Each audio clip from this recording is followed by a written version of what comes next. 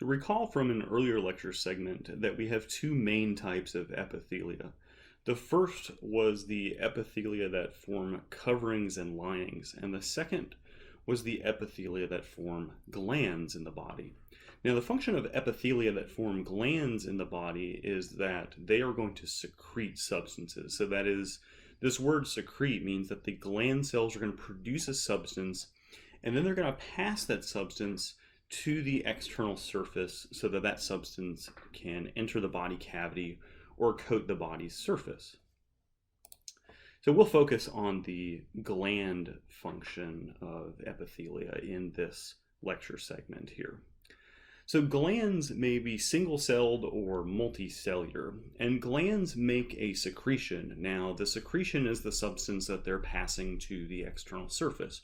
And as you can see here, glands make a variety of secretions, so everything from milk and tears to saliva, sweat, mucus, bile, and even hormones as well. So glands, after making that or producing that secretion, will then secrete that secretion. And this term secrete in this context means that we are passing that substance to the external surface. So the secretion is the substance that the gland is making. The act of secreting that substance means that that gland is passing that substance to the external surface. So those two terms sound very similar, but in these contexts, they're very different from one another. So just make sure to use them carefully and just know that there is a distinction between the two. Most of these glands end up using the process that we had discussed as part of the active transport processes in Chapter 3, known as exocytosis. And remember that exocytosis is an active transport process, so the cells of the gland are using ATP in order to move these substances to the external surfaces or the body cavities. So generally there are two types of glands within the body. There are the endocrine glands and the exocrine glands. Now the endocrine glands, these are usually referred to as the ductless glands, so that is they lack a duct system, and instead they make use of the body's cardiovascular system. And so the endocrine glands tend to be closely associated with blood vessels, and they release their secretions, which are called hormones, into the blood. And so we have a number of endocrine glands that are in the brain, like the pineal gland and the pituitary gland. We have the thyroid gland, which is within the neck and releases thyroid hormones. We have the adrenal glands, which sit on top of the kidneys here and produce a number of hormones that are important in things like water balance and electrolyte balance. And the pancreas as well, which has some exocrine gland functions, that is, it does produce some digestive enzymes and things like that that enter the small intestine. But the pancreas also does produce hormones as well, principally two hormones called insulin and glucagon. And so these two hormones are chiefly concerned with regulating blood glucose levels. And so we have the pancreas, which functions as both an endocrine and an exocrine gland, but in this context, we'll just refer to it as an endocrine gland for right now. And then we also have the ovaries and the testes, which are part of the reproductive system. The ovaries' kind of main job, of course, is to make eggs, and the testes' main job is to make sperm.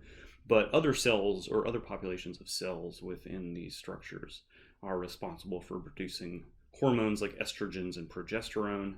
And in the testes, there are certain populations of cells that produce testosterone.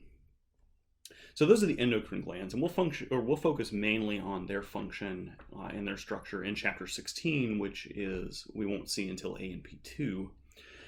For here right now, though, we'll focus on the exocrine glands. So remember that these are glands that have ducts, and so they are going to be passing their secretions to a body surface or into a body cavity. And we saw, as I had highlighted a couple of slides ago, that exocrine glands produce a variety of substances. And so most typically exocrine glands produce things like sweat, mucus, oils, bile, milk, tears, and saliva, which are found in various parts of the body. So regardless of what type of gland it is, whether it's an exocrine gland or an endocrine gland, both types of glands are formed in a similar way. And so what this figure is illustrating here is kind of the two developmental pathways of the exocrine and the endocrine glands here. We have the exocrine glands on the left and the endocrine glands on the right here. So remember that all glands, whether it's endocrine or exocrine, are derived from epithelial tissue. So that is, they are all epithelial in origin. And both of these types of glands develop from a downgrowth of the epithelium into deeper connective tissues. So here we're talking developmentally. So this is when the glands in the body are first formed during development. Exocrine glands that we see on the left here maintain a passageway or a duct to the surface. So that way the cells here that are producing the secretions can have a channel or pathway through which they can secrete their secretions, right? They can pass the products that they make to the external surface of the body or to a body cavity. Well, the endocrine glands over here on the right, you see that the cells that normally would form the duct in an exocrine gland have vanished, and so instead what happens is that the endocrine glands lack a duct system. They are ductless glands, and instead they closely associate with blood vessels, so that way they can release their hormones directly into the bloodstream. So focusing on, or looking kind of at exocrine glands as a whole, we have really a number of exocrine glands in the body that maintain a duct system to the external surface, and they pass their secretions to that external surface. And most of those glands are multicellular glands. That is, they're made up of more than one cell. But we do have two examples of single-celled glands within the body, and these are goblet cells and mucus cells. And these are both examples of single-celled glands that are located among the epithelium of both the respiratory tract, like the trachea, and the epithelium that lines the digestive tract. Now, they are exocrine glands, and their job is to produce a protein called mucin, which, when this protein mucin mixes with water, it becomes mucus. And so the job of mucus in the digestive tract is to really help to lubricate the surface inside of the digestive system so that food and waste and other debris can continue their journey through the digestive system without slowing down or without encountering any kind of obstructions. In the respiratory tract, mucus helps to trap dirt and debris, so that way the respiratory system can make sure that dirt and dust and debris do not enter places like the lungs, or at least are moved out of the lungs and the respiratory system, so they do not become problematic in those areas. So we've got these goblet and mucus cells, which are both producing this protein mucin, which becomes mucus.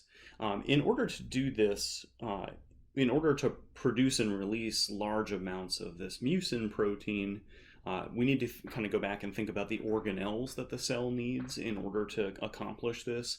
And so in order to pass a lot of a substance to the external surface from these single-celled glands, is that we have to have really abundant, hardworking Golgi apparatus within these goblet cells and mucus cells. Because remember that the Golgi apparatus is the organelle that packages proteins and other substances in these vesicles for export or exocytosis from the cell. And so in these goblet and mucus cells, we see that they have abundant Golgi apparatus for packaging the mucin protein inside of these vesicles so that it can be released by that active transport process called exocytosis onto the body's surface or into its cavities.